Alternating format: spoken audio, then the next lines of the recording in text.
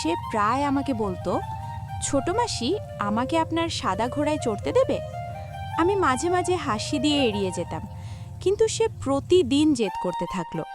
আমার ভাইপো আমার কাছে পড়তে এসেছিল। তখন আমার স্বামী বিদেশে থাকতেন। আমার ভাইপো কম বয়সী ছিল, কিন্তু ধীরে ধীরে তার মধ্যে অনেক পরিবর্তন আসতে শুরু করলো। সে নানা অজুহাতে আমার কাছে আসতো এবং জেদ করতে লাগলো, ছোট মাসি, আমাকে আপনার সাদা ঘোড়ায় চড়তে হবে। আমি তাকে শিশু মনে করে এড়িয়ে যেতাম। একদিন প্রচণ্ড বৃষ্টি হচ্ছিল, আর সেই দিন আমি আমার স্বামীকে খুব মনে পড়ছিল। ঠিক সেই সময় রনি আমার ঘরে এসে বলল, আজ আমাকে ঘোড়ায় চড়তে হবে। আমি তার কথা মেনে নিলাম এবং বললাম, বলো আমাকে আজ কি করতে হবে? রনি যেভাবে বলল শুনে সবাই অবাক হয়ে যাবে। সে বলল, লাইট বন্ধ করে দাও, এবং তার পরের কাজগুলো এমন ছিল যা শুনে আপনারা অবাক হয়ে যাবেন। ভুল বোঝাবুঝি মানুষের ভালো সম্পর্ক নষ্ট করে দিতে পারে। আমার সাথেও এমনই কিছু ঘটেছিল। আমার নতুন নতুন বিয়ে হয়েছিল, আর আমি বিয়ে করে শ্বশুরবাড়ি এসেছিলাম। আমি গরিব পরিবারের মেয়ে ছিলাম, তাই মা বাবা ভালো সম্পর্ক দেখে কম বয়সে আমার বিয়ে দিয়ে দিয়েছিলেন। বিয়ের রাতেই আমার স্বামী আমাকে ছেড়ে বিদেশে চলে গিয়েছিলেন। বিয়ে খুব তাড়াতাড়ি হয়েছিল, কারণ শুনেছিলাম আমার স্বামীর বাবা মা নেই। তার একটি ছোট্ট বোন ছিল, যার বিয়ে সে আগেই দিয়ে দিয়েছিল। আমার মা বাবা এই সম্পর্কটি পছন্দ করেছিলেন, কারণ ছেলেটি ভালো রোজগার করত এবং তারা কোনো দাবি করেননি। তাই আমার মা বাবা খুশি মনে আমার বিয়ে দিয়েছিলেন। আমি শ্বশুরবাড়ি এসে সাদামাটাভাবে আমার স্বাগত গ্রহণ করেছিলাম। আমার শ্বশুরবাড়িতে বেশি লোক ছিল না। বিয়ের রাতে আমার স্বামী ঘরকে ফুল দিয়ে সাজিয়েছিলেন। আজকের রাতটি আমার জন্য ভালোবাসায় ভরা ছিল। আমি বড় ঘোমটা দিয়ে বসেছিলাম এবং আসন্ন মুহূর্তের জন্য অপেক্ষা করছিলাম। আধা ঘন্টা পরে আমার স্বামী ঘরে ঢুকলেন। দরজা বন্ধ করে আমার সাথে সুন্দরভাবে কথা বলতে শুরু করলেন। শুরুতে আমি খুব লজ্জিত ছিলাম, কিন্তু ধীরে ধীরে আমি তার সাথে বন্ধুত্বপূর্ণ হয়ে গেলাম। আমার স্বামী আমার হাত ধরে ভালোবাসার কথা বললেন, লাইট বন্ধ করে আমার প্রতি ভালোবাসা প্রকাশ করলেন। অনেকক্ষণ পরে স্বামী বললেন, কাল সকালে আমি কাজের জন্য বিদেশে চলে যাচ্ছি। আমি এই কথা শুনে অবাক হয়ে গেলাম। স্বামী বললেন, অফিসের কাজ জরুরি, আমি ছুটি পাচ্ছি না, শীঘ্রই ফিরে আসব, তুমি চিন্তা করো না। কিন্তু আমি খুব দুঃখিত হলাম।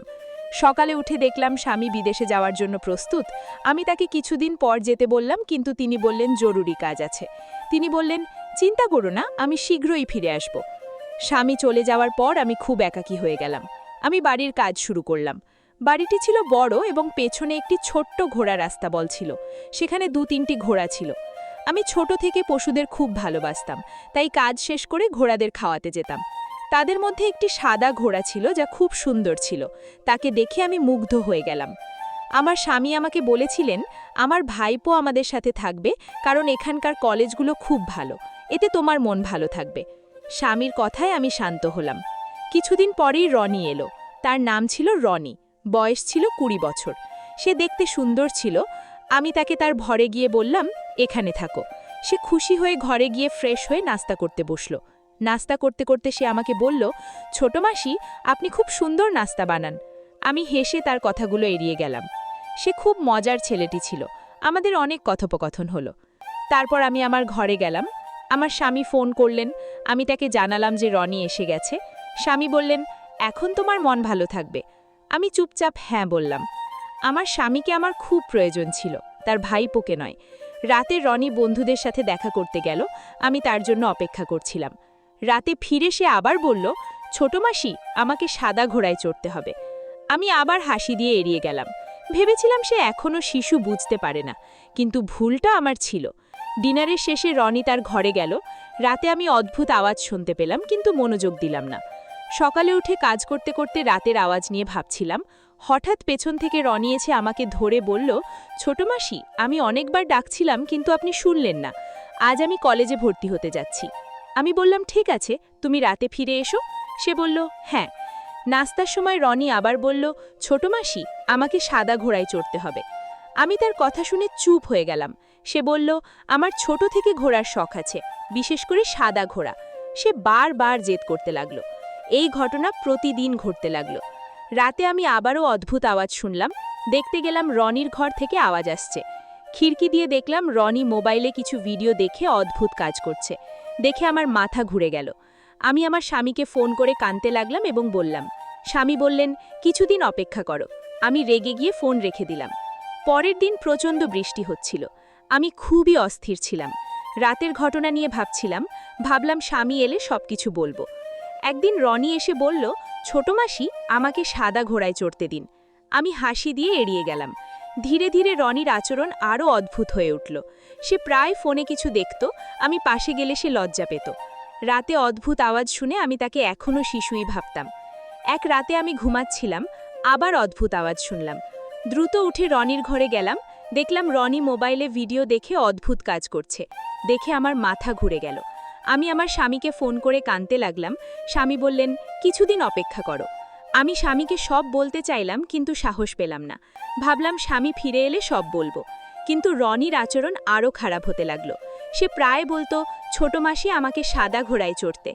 আমি শিশুই ভাবতাম, কিন্তু এটা আমার জন্য বিপজ্জনক হয়ে উঠেছিল। একদিন প্রচণ্ড বৃষ্টির মধ্যে রনি আমার ঘরে এসে বলল, ছোট মাসি, আমাকে সাদা ঘোড়ায় চড়তে হবে। আমি তার কথা মেনে নিলাম, কিন্তু যা ঘটল তা ভাষায় বর্ণনা করা কঠিন। ভুল বোঝাবুঝি মানুষের ভালো সম্পর্ক নষ্ট করে দিতে পারে। আমার জীবনে এমনই কিছু ঘটেছিল। আমি আমার নতুন শ্বশুরবাড়িতে একাকী ছিলাম, আর সেই একাকিত্বে আমার ভাইপোর রনি এসে জীবন দুর্বিষহ করে তুলল। প্রিয় দর্শক, এই গল্প থেকে আমরা একটি গুরুত্বপূর্ণ শিক্ষা নিতে পারি। পরিবারের সদস্যদের প্রতি যত্নশীল এবং সম্মানজনক আচরণ অত্যন্ত জরুরি। সঠিক সময়ে পরিস্থিতি বুঝে পদক্ষেপ নেওয়া, সম্পর্কের মধ্যে বিশ্বাস এবং খোলামেলা যোগাযোগ বজায় রাখা, সমস্যা এবং অসুবিধার প্রতি সচেতন থাকা এবং সীমার মধ্যে থাকা কতটা গুরুত্বপূর্ণ। কঠিন পরিস্থিতিতে সাহসী হওয়া এবং সমস্যার সমাধান করার চেষ্টা করা আমাদের জীবনে সুস্থ সম্পর্ক বজায় রাখতে এবং সমস্যার সমাধান সহজ করে তুলবে। তো বন্ধুরা, এই গল্প এখানেই শেষ। এই গল্প আপনাদের কেমন লাগলো অবশ্যই কমেন্ট করে জানাবেন। ভালো লাগলে একটি লাইক করে চ্যানেলটি সাবস্ক্রাইব করে নেবেন। ধন্যবাদ।